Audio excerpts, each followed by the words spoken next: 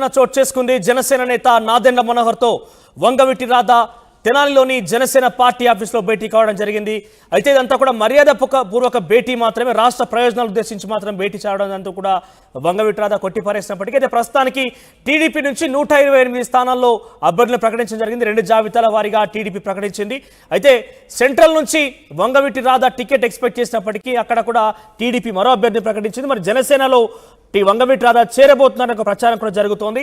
మరి ఇప్పుడు ఈ యొక్క భేటీ అనేది ప్రత్యేక ప్రాధాన్యత సంతరించుకుంది. సో టీడీపీలో సీట్ రాకపోవడంతోనే జనసేన పార్టీ నుంచి ఆయన ప్రయత్నం చేస్తున్న ఒక చర్చ కూడా సాగుతోంది. విజయవాడ సెంట్రల్ నుంచి టీడీపీ అభ్యర్థిగా టికెట్ ఆశిస్తున్నటువంటి వంగవీటి రాధకి అది భంగపట్టు గురవడంతోనే ఆ స్థానంలో మరో వ్యక్తికి టీడీపీకి టికెట్ కేటాయించడంతో వంగవీటి రాధకు అక్కడ చుట్టుకెదురైంది. అయితే జనసేనతోని ఆయన ప్రయత్నిస్తున్నారు. జనసేన నాదెండ్ల మనోహర్తోని ఈ యొక్క సంప్రదింపులు జరుగుతున్నారు, ప్రచారం కూడా జరుగుతుంది. ఇదే ఒక అంశం పెద్ద ఎత్తున చర్చనీయాంశం అవుతుంది. గతంలో కూడా ఆయన టికెట్ ఆశించినప్పటికీ 2019లో కూడా పోటీకి దూరంగా ఉన్నారు. కేవలం టీడీపీ తరఫున ఆయన ప్రచారం మాత్రమే చేశారు. సరే, ఈసారి కూడా ఆ రకంగానే ఎన్నికలకు దూరంగా ఉండే అవకాశం ఉంటుందా వంగవీటి రాధ అనే ప్రశ్న కూడా ఎదురవుతుంది. మరోవైపు వైసీపీ కూడా రాధాకి గాలం వేస్తుందా అనే ఒక ప్రశ్న, లేకపోతే కొంత అనుమానం కూడా వ్యక్తమవుతున్న పరిస్థితి కనబడతా ఉంది. సో ప్రత్యేకంగా ఈరోజు ఏపీ రాజకీయాల్లో ఒక కీలక సంఘటన చెప్పాలి. ఎందుకంటే జనసేన నేత నాదెండ్ల మనోహర్తో టీడీపీ సంబంధించిన ఇటీవల కాలంలో చేరిన వంగవీటి రాధ భేటీ కావడం పెద్ద ఎత్తున చర్చనీయాంశమైంది.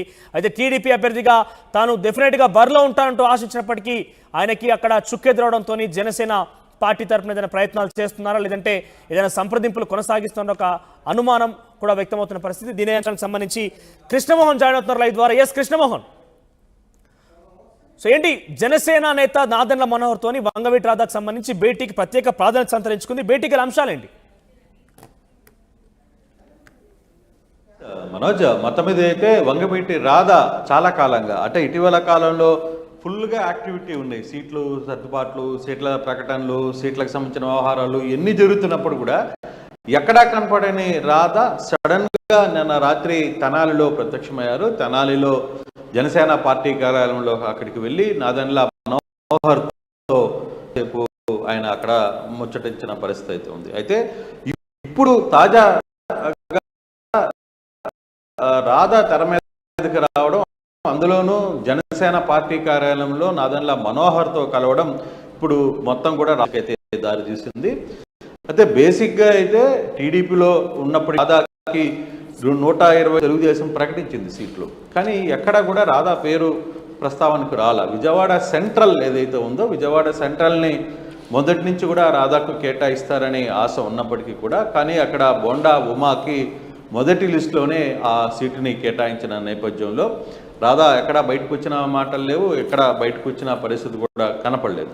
అయితే మొత్తం మీద ఇప్పుడు జనసేన నెంబర్ 2గా ఉన్న నాదెండ్ల మనోహర్తో కలవడం, దాదాపుగా గంట సేపు చర్చలు జరిపినప్పటికీ ఇది క్యాజువల్గా జరిగిన ముచ్చట తప్పితే అని రాధా అంచనలు చెప్తున్నా, కానీ దీని వెనకాల ఏదో జరుగుతోంది. ఖచ్చితంగా తెలుగుదేశం పార్టీలో సీటు లేదు కాబట్టి జనసేన నుంచి ఎక్కడైనా సీటు ఉండే అవకాశం ఉంటుందా అనే ఒక చర్చ కూడా జరుగుతుంది. లేదు, రాధా ఇరు పార్టీలకు కలిసి గతంలో మాదిరిగానే పోటీకి చేయకుండా ప్రచారం చేస్తారా, ఇవన్నీ చర్చ అయితే వరుసగా జరుగుతున్న పరిస్థితి అయితే కనబడుతుంది. అయితే రాధాతో కలిసిన తర్వాత ఇదే వ్యవహారం మీద జనసేన నేతలు కూడా ఎవరు మాట్లాడడం లేదు దీని మీద, ఈ విషయం మీద. అలాగే రాధా అనుచరులు కావచ్చు, లేకపోతే తెలుగుదేశం నేతలు కూడా ఎవరు దీని గురించి మాట్లాడిన పరిస్థితి అవుతుంది. నిన్నటి నుంచి ఇదే చర్చ అయితే రాధా అటు వర్గంలో కావచ్చు, లేకపోతే ఇటువైపు కూడా జరుగుతున్న పరిస్థితి.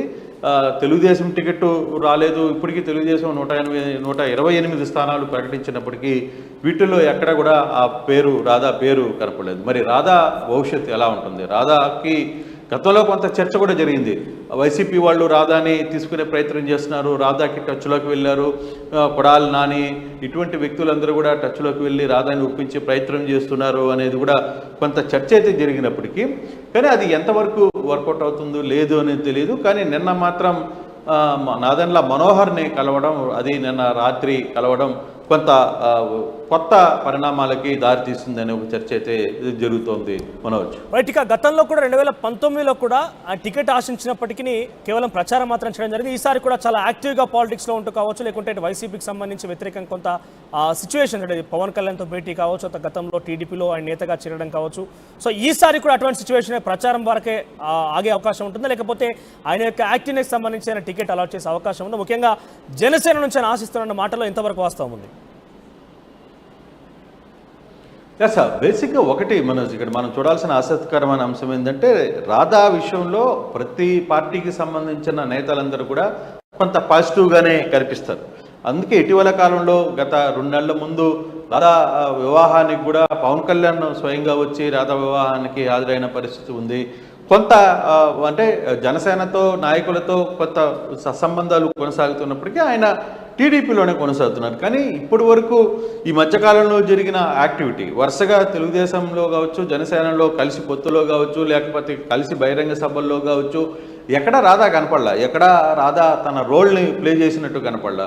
నిన్న మొన్న జరిగిన మోడీ సభలో కూడా రాధా ఎక్కడా కనపడలా. సో ఇటువంటి నేపథ్యంలో సడన్గా రాధా ఒక్కసారిగా పార్టీ కార్యాలయంలో తెనాలి జనసేన పార్టీ కార్యాలయంలో నాదెండ్ల మనోహర్ని కలవడంతో కొంత చర్చ అయితే జరిగింది. ఎస్, 2019లో కూడా మీరు చెప్పినట్టుగా ఆయన తెలుగుదేశానికి మద్దతు తెలిపారు. కొన్ని లిమిటెడ్ ప్రాంతాలకి ఆయన తెలుగుదేశం తరఫున తిరిగి అక్కడ వాళ్ళని గెలిపించమని కోరిన పరిస్థితి అయితే ఉంది.